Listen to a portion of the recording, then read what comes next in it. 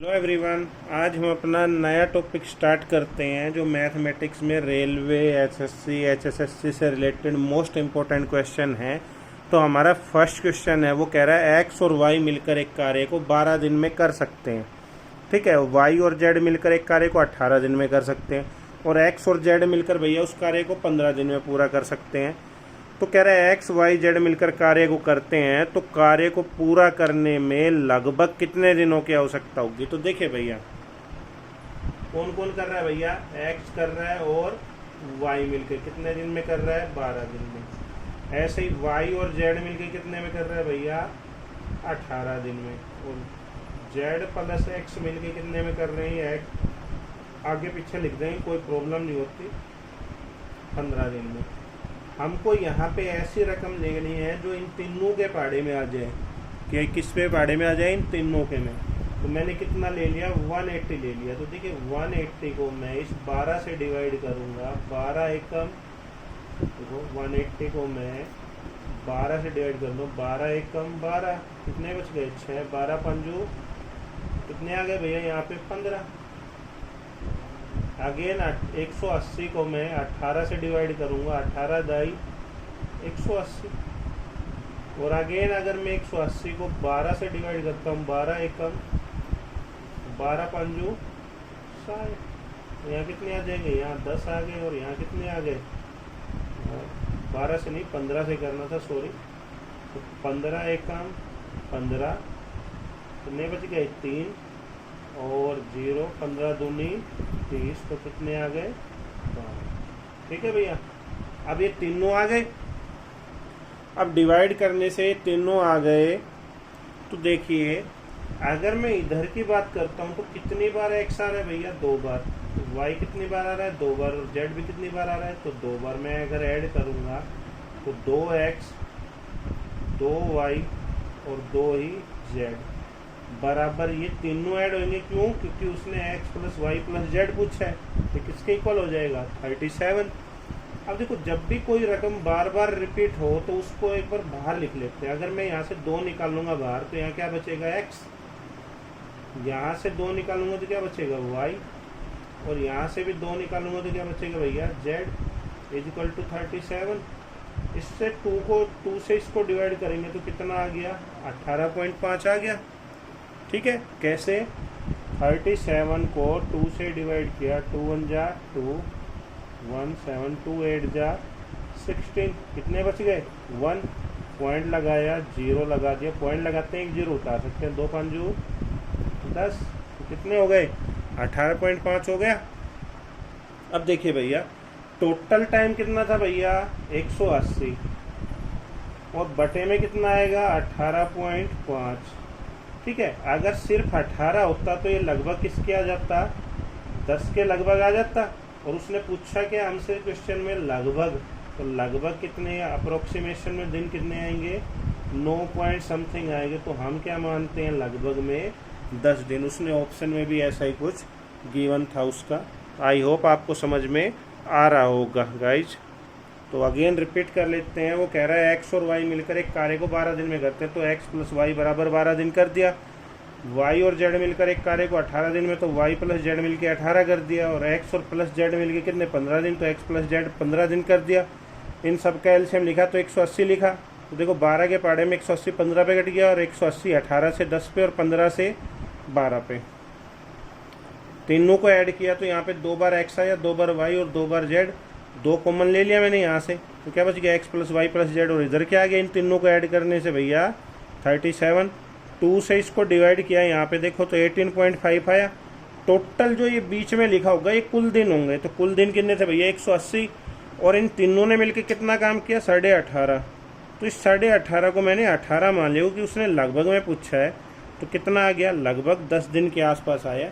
अगर पॉइंटों में काटेंगे तो 9 पॉइंट समथिंग आएगा, तो वो 10 के लगभग ही हो गया। ठीक है, आई होप आपको समझ में आ रहा होगा।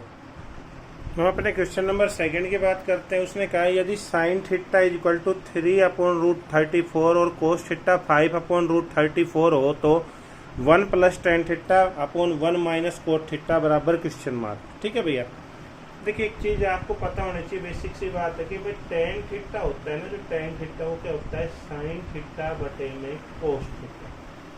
तो एक फॉर्मूला है।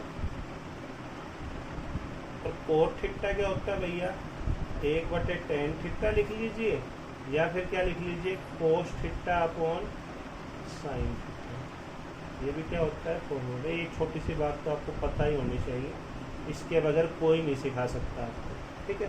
बहुत सिंपल क्वेश्चन है, ध्यान से समझना। मेरे को लगता है बहुत से बच्चों को प्रॉब्लम होती है मैथ में, ट्रिग्नोमेट्री में विशेष तौर पे, ये साइन और एक कोस को देख के ही डर जाते हैं। तो ध्यान से समझना, बिल्कुल बेसिक क्वेश्चन है, बिल्कुल ईजी। देखिए साइन थीटा क्या है, 3/34, और कोस क्या है, 5/34, ठीक है।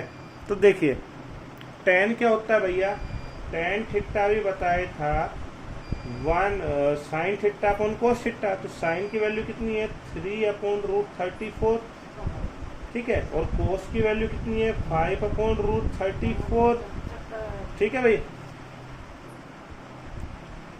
तो आपको पता है जब भी कोई ऐसे रकम होती तो बीच के दोनों गुना होते हैं, ऊपर नीचे के दोनों। तो 3/√34 गुना में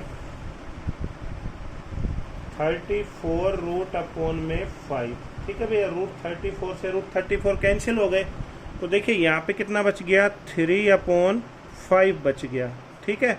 3/5 बच गया। तो ये किसकी वैल्यू है भैया, टेन थीटा की। और अगर मैं कोट थीटा की पूछता तो क्या हो जाता, 5/3। अभी बताया था कोट क्या होता है, उल्टा 1/10। तो मतलब 1/3/5 करूँगा तो ये 5 कहाँ चल जाएगा ऊपर, तो क्या हो जाएगा 5/3। ऐसा भी नहीं करना, जो यहाँ रकम हो ना कोट उसका उल्टा होता है, तो 5/3 लिख देंगे, ठीक है। अब देखिए जो क्वेश्चन पूछा है उसमें चलते हैं। उसने क्या पूछा, 1 + tan theta upon 1 - cot theta. तो 1 की जगह 1 प्लस tan थीटा की वैल्यू कितनी थी, 3/5। 1 - कोट थीटा की वैल्यू कितनी थी, 5/3, ठीक है भैया। देखिए ये 5 से ये 1 से गुणा होगा तो 5 एकम 5, इधर कितना बच जाएगा, 3/5। और इधर कितना, 3 एकम 3 - 5/3, ठीक है भैया। तो देखिए 5 और 3 कितने हो गए, 8/5 बटे में माइनस का 2 हो जाएगा, क्योंकि 3 में से 5 घटेगा तो, और बटे में 3। अभी ऊपर समझाया था बीच के दोनों गुना और पहला और आखिर दोनों, तो कितना हो जाएगा, 8 गुणा में 3 बटे में -2 गुणा में 8 गुणा में 3 गुणा में 2 गुणा में 5, ठीक है भैया। अब आपको पता है 2 के पहाड़े में 8 कितने पे आता है, 4 पे। 2 चौके 8, तो 4 तिये कितने हो गए, 12, माइनस के 12/5 आ जाएगा। वो हमारा क्या हो जाएगा भैया, आंसर। आई होप आपको समझ में आ रहा होगा। मैं अगेन रिपीट कर देता हूँ। देखिए साइन थीटा क्या दे रखा है भैया, उसने हमें 3/√34, और कोस थीटा दे रखा है 5/√34। तो 1 + tan theta upon 1 - cot theta हमसे पूछ रहा है। तो देखिए tan क्या होता है, पहली बात 2 चीज़ें पता होनी चाहिए। तो tan थीटा होता है साइन थीटा बटे कोस थीटा, और कोट थीटा क्या होता है, कोस बटे साइन, ठीक है भैया। तो tan थीटा अगर मैं निकालूंगा यहाँ पे, तो साइन थीटा की वैल्यू कितनी है, 3/34, और कोस की वैल्यू क्या है, 5/34। दोनों मैंने रख दिए। जब भी इस टाइप से रखेंगे तो बीच के दोनों गुना होते हैं, और पहला और आखिर दोनों, ठीक है। तो क्या हो जाएगा, 3/34, ये 5 इससे नीचे वाले से गुणा हो जाएगा, 34 ऊपर चल जाएगा, 34 से 34 कट गया रूट में। तो tan की वैल्यू कितनी आ गई भैया, 3/5 आ गई। और मैंने क्या बताया, कोट क्या होता है, tan का उल्टा। तो डायरेक्ट आप ऐसे भी लिख सकते हैं या ऐसे भी, 1/tan की वैल्यू कितनी थी, tan थीटा की 3/5। तो ये 5 कहाँ चल जाएगा ऊपर, तो 5/3। या आप डायरेक्ट भी लिख सकते हो भाई tan का उल्टा।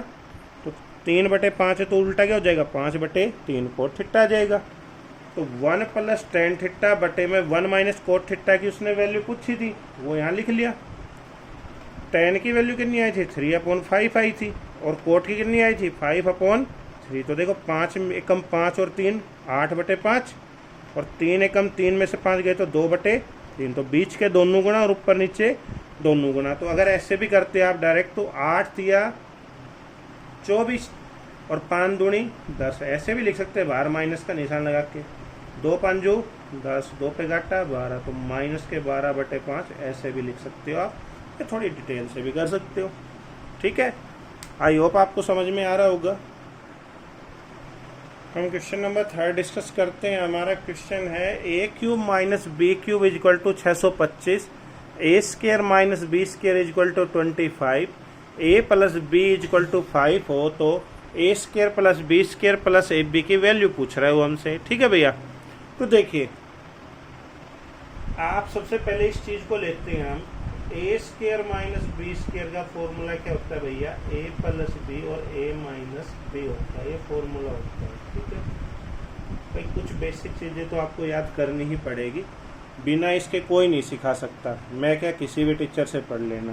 तो ठीक है, तो देखिए a + b और a - b होता है, तो आप ये देखिए भैया a² - b² की वैल्यू कहाँ है, कितनी गिवन है भैया हमें यहाँ पे 25, यहाँ 25 रख दिया, और a + 5 की वैल्यू कितनी गिवन है भैया 5, तो मैंने यहाँ 5 रख दिया, तो a - b की वैल्यू निकल जाएगी यहाँ से 5 5 25, तो a - b कितना आ गया 5।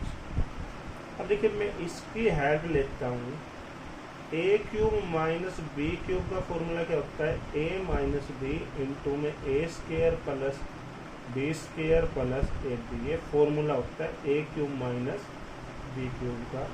ये छोटी सी बातें याद रखिए, अगेन एंड अगेन आएगा ये आपके सामने। तो देखिए a³ - b³ की वैल्यू कितनी है भैया हमारे पास 625, तो मैंने यहाँ पे 625 लिख दी।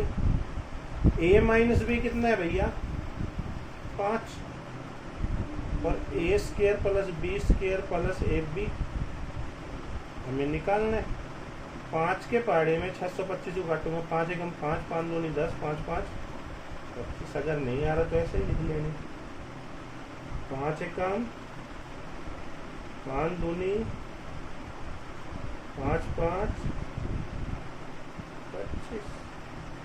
ठीक है भैया, कितने पे कट गया 125। तो उसने पूछा था a² + b² + ab की वैल्यू कितनी होगी, तो 125 हो जाएगी। आई होप आपको समझ में आ रहा होगा। देखिए हम फिर से अगेन रिपीट करते हैं। देखिए अगेन रिपीट करते हैं, उसने क्या कहा भाई a³ - b³ कितना गिवन था 625। ठीक है, a² - b² कितना गिवन था 25, a + b कितना गिवन था भैया 5, तो उसने क्या पूछा a² + b² + ab हमसे पूछ रहा है वो। तो देखिए a² - b² क्या होता है a + b a - b, ये क्या है फॉर्मूला, क्या है भैया फॉर्मूला है। ठीक है, अब देखिए a² - b² क्या होता है a + b और a - b, तो a + b मैंने 5 रखा, और a² - b² कितना गिवन था भैया 25, तो 5 5 जा 25 हो गए। a - b की वैल्यू मेरे पास कितनी आ गई भैया 5। ठीक है, अब मेरे को ये निकालना है, तो मैंने इसकी हेल्प ली। इसका फॉर्मूला किसके इक्वल होता है भैया, इसका फॉर्मूला इक्वल होता है a³ - b³ होता है a - b इंटू में a² + b² + ab।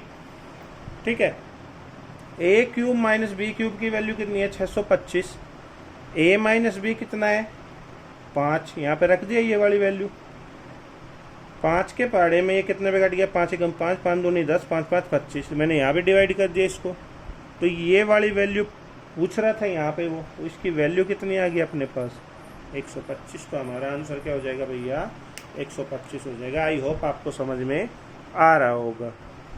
देखिए भैया 4th नंबर क्वेश्चन में उसने पूछा है वह बड़ी से बड़ी संख्या बताइए जिससे 155, 260 और 315 से विभक्त करने पर क्रम से 5, 10 तथा 15 शेष बचे। ठीक है भैया, तो देखिए जब भी बड़ी से बड़ी बोलेगा, क्या बोलेगा बड़ी से बड़ी, जब भी बड़ी से बड़ी बोले तो क्या निकलता है हमेशा HCF। सबसे पहले तो आपको ये याद रखना। अब ये HCF क्या होता है, जैसे मैंने लिख दिया यहाँ पे 4, यहाँ पे 8 और यहाँ पे 12, और उसने बोला इसका HCF निकालो। देखो अभी क्वेश्चन बाद में करेंगे, पहले छोटी सी बेसिक बात समझो। तो ऐसी रकम देखनी है जो इन तीनों के पहाड़े में आ जाए, तीनों को काट दे। तो मैंने क्या लिखा, इस 8 को मैंने 4 से डिवाइड कर दिया। 4 टू जा, तो ये 4 आ गया। इस 4 से पाड़े में ये 4 भी आता है, इस 4 के पाड़े में 8 भी आता है, इस 4 के पाड़े में 12 भी। तो वो सबसे बड़ी संख्या क्या है, 4 आंसर हो जाएगा। आई होप आपको समझ में आ रहा होगा।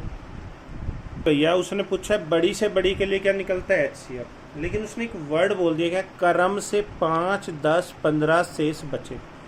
जब भी आपको इस टाइप की चीज पूछ ले, क्या बोल दे, क्रम से, तो क्या क्या ये वर्ड शेष बोल बचे।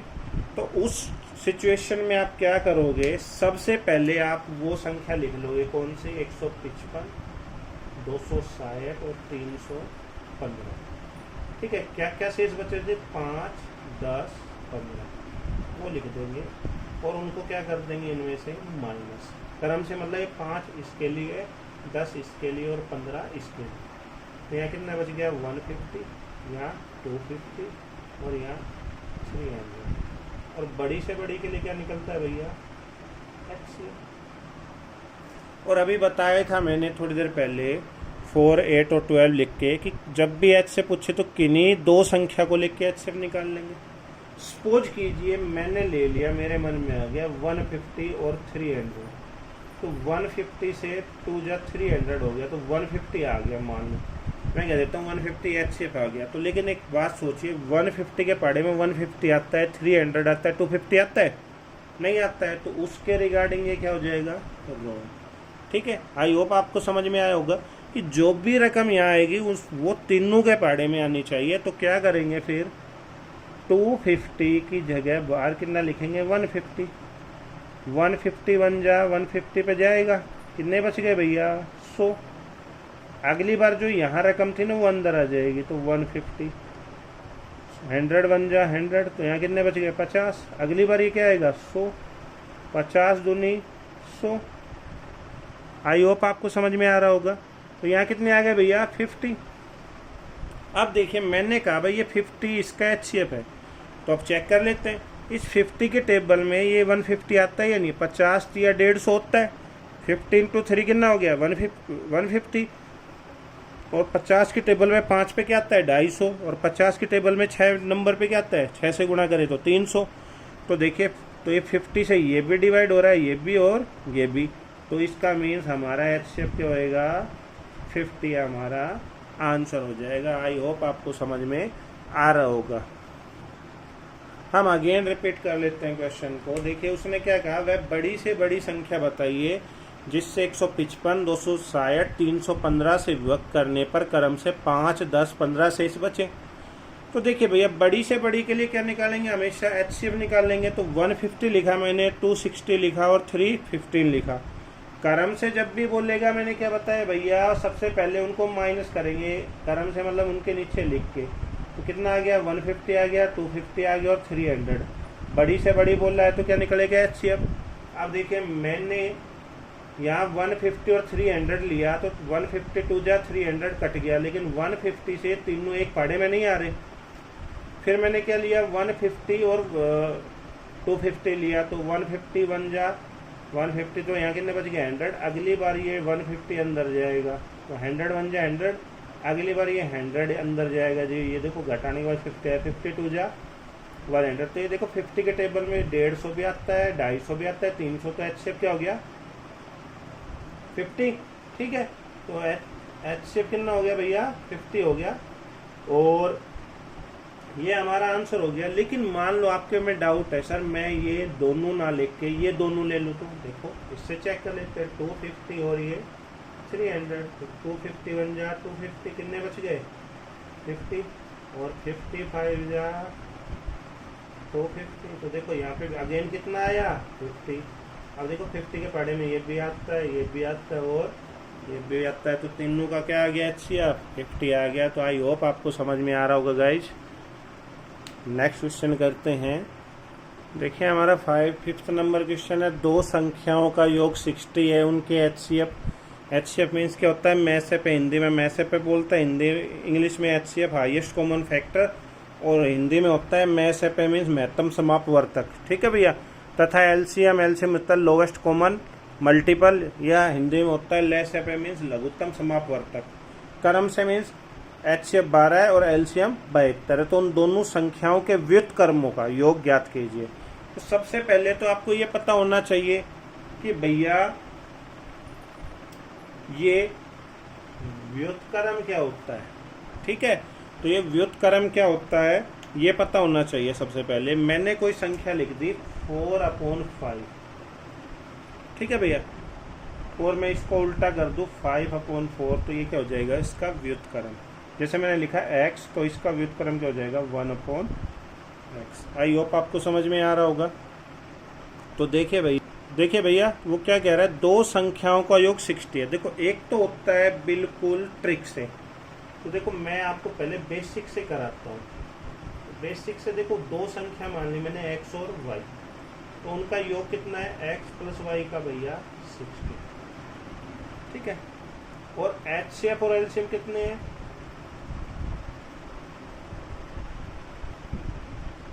12 और 72, ठीक है।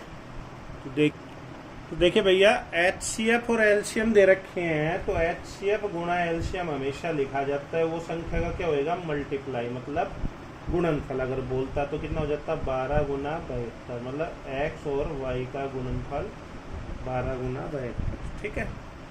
अब देखिए संख्या का व्युत्क्रम, तो संख्या x है तो उसका व्युत्क्रम क्या होगा 1/x, अभी बताया था मैंने। और संख्या y है तो उसका व्युत्क्रम क्या होगा 1/y, ठीक है भैया। अगर मैं इसका एलसीएम लेता हूँ तो x और y, तो देखिए ये y इधर चल जाएगा, ये x इधर आ जाएगा, तो y प्लस x बराबर कितना हो जाएगा x प्लस वाई बटे में x गुणा में y। तो देखिए x और y की वैल्यू कितनी है x प्लस वाई की 60, और HCF की कितनी है 12 और LCM ये मल्टीप्लाई लिखा था मैंने, ठीक है। जब भी गुणनफल पूछेगा तो दोनों का मल्टीप्लाई होएगा, तो 12 5 जा 60, तो 5/72, तो ये हमारा क्या हो जाएगा आंसर हो जाएगा। आई होप आपको समझ में आ रहा होगा। चलो और बेसिक बताता हूँ। देखो वो क्या कह रहा है, ऐसी संख्या लेनी है हमें जोड़ कि अगर मैं उसका एलसीएम निकाल लूँ तो 72 आए और HCF निकाल लूँ तो 12 आए। सपोज करिए थोड़ी देर के लिए मैं HCF और LCM को यहाँ नहीं लिखता, 12 गुणा 72 नहीं लिखता, तो मेरे को यहाँ पे ऐसी दो रकमें लेनी है कि योग करूँ तो 60 आए और गुणा करूँ दोनों का, मतलब HCF 12 आए और LCM 72 आए। देखिए अगर मैं 72 के फैक्टर करता तो 2 से डिवाइड किया तो 36, 2 से किया तो 18, 2 से किया तो 9, 3 से किया 3, और ये देखिए ये फैक्टर बन गए। और 12 का कितना होएगा भैया 2 चौक 12, 2 तिया 6 और 3 एकम 3। देखिए इन दोनों रकम में कॉमन क्या वर्ड आ रहा है, 2 बार 2 और 1 बार 3 आ रहा है। देखो 2 बार 2 और 1 3, तो दोनों का अगर HCF निकालता तो कितना आता 12। मतलब HCF किसको कहते हैं जो दोनों संख्या में कॉमन हो। और अगर मेरे को LCM निकालना होता तो जो कॉमन आ रहा है वो तो लेते ही लेते, जो बचा है ना उसको और ले लेंगे। देखो यहाँ क्या बच गया 2 और 3, 12 6 72, ठीक है। ऐसे LCM आता है। तो देखिए मैंने क्या किया थोड़ी देर के लिए मान लिया कि भाई मैंने यहाँ पे एक संख्या 36 मान ली और एक 24, 36 और 24 को जोड़ा तो कितना आया 60, और 36 और 24 का मैं HCF निकालता हूँ तो 24 एकम 24, तो 12 दूनी 24। तो देखो HCF 12 आ गया, नहीं 12 से दोनों डिवाइड हो रही है। और LCM निकालता हूँ मैं 24 और 36 का, तो 2 से 12, 2 से 18, 2 से 6, 2 से 9, 3 दूनी 6, 3 तिया 9, 3 से दिया 2, तो देखिए 2 3 दूनी 6, 6 तिया 18 दूनी, देखो 2 दूनी 4, 4 तिया 12, 12 तिया 36 दूनी 72 आ गया, नहीं आ गया LCM। देखो LCM 72 आ रहा है, HCF 12। अगर मैं इन दोनों संख्या को 36 और 24 के रेशो में लेता हूँ, अब इतना टाइम थोड़ी होता है वहाँ पे, चलो कोई बात नहीं, अभी इससे कर लेते हैं बेसिक से। तो देखिए संख्या x की मान 36 है तो 1/36 हो जाएगा, और y का मान कितना आ गया सॉरी 1/24। तो देखिए दोनों का एलसीएम ले लेते हैं, 24 गुणा 36 लिख लेते हैं यहाँ पे। ये इधर कितना सॉरी यहाँ 24 आ जाएगा, और यहाँ दोनों का ऐड किया कितना है भैया 60/24 गुणा में 36, ठीक है भैया। देखो 12 दूनी 24 और 12 पंजू 5/72 आया, और मेरा ये अभी क्या आया था 5/72। अब ये तो पूरी डिटेल से था। अब मेरे को एक लाइन में करना होता इस क्वेश्चन को, तो भैया अगर वो आपसे व्युत्क्रम पूछता है, व्युत्क्रमों का योग, तो व्युत्क्रमों के योग का फॉर्मूला होता है योग। बोल रहा है देखो यहाँ योग पूछा है तो ऊपर योग आएगा, और इस सवाल में बची क्या, दो चीजें, HCF गुणा, वो लिख लेंगे, वो ही हमारा क्या हो जाएगा आंसर। तो देखिए व्युत्क्रमों का योग पूछा, तो योग कितना था हमारे पास, योग हमारे पास 60 था, तो मैंने 60 लिख लिया। HCF कितना था 12, और LCM कितना था 72, 12 पंजू 60, तो 5/72 मेरा क्या हो जाएगा आंसर। मोस्ट इम्पोर्टेंट टाइप है ये क्वेश्चन की HCF LCM में। ये रेलवे में भी आ चुका है, SSC में भी आ सकता है, और HSSC में भी आ चुका है। ठीक है, तीनों में आ चुका है ये क्वेश्चन, और हो सकता है दोबारा CET आपका जो हरियाणा का है इसमें भी आ जाए। तो आई होप आपको समझ में आ रहा होगा। क्या करना है, व्युत्क्रमों का योग पूछेगा तो योग बोला है तो ऊपर योग है तो योग, और जो बची क्या HCF और LCM वो नीचे लिख देंगे, बस डायरेक्ट करने। आप भूलोगे भी नहीं, अगर याद रखोगे भाई योग है तो ऊपर योग है। यहाँ क्या है, दो चीज़ें बची HCF LCM, वो बटे में आ जाएंगी बस। देखिए वो क्वेश्चन नंबर 6 में हमसे क्या पूछ रहा है, वो कह रहा है रूट में 54 गुना 125 अपॉन रूट में 24 इंटू में रूट में 45। ठीक है भैया, तो देखिए कभी भी जब ऐसे मान लो कोई संख्या दी हुई है रूट में, इधर a है मान लो यहाँ b है, तो इन दोनों को हम a के रूट में गुना करके लिख सकते हैं। ठीक है, पहली बात। लेकिन अगर ऐसे है देखो a और इधर b है, और नीचे क्या है यहाँ पे c है, और ऐसे यहाँ b है, तो ऐसे दोनों ऊपर वाले a के रूट में आ जाएंगे, और a के रूट में इन नीचे वालों को भी लिख सकते हैं, पूरी वैल्यू को। ठीक है भैया, आई होप आपको समझ में आ रहा होगा। तो देखिए क्या करेंगे हम, इन सबको एक ही रूट में लिख लें, तो क्या हो जाएगा 54 गुना में 125 अपॉन 24 इंटू में 40। 5 के पाड़े में कितने पे चल जाएगा, 9 के पाड़े में 9 पंजू 45, 9 6 54, 6 चौक 24, 5 5 5 दूनी 10, 5 5 25, तो क्या बच गया √25 अपॉन में 4।